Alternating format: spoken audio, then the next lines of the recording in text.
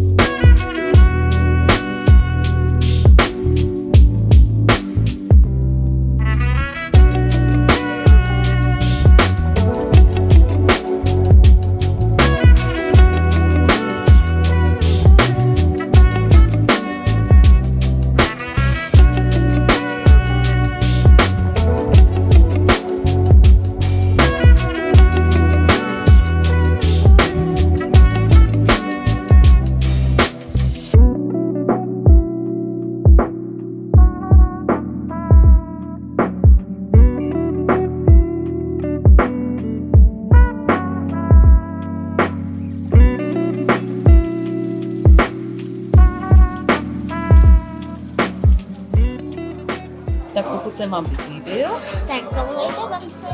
do té doby se mějte krásně. Ahoj.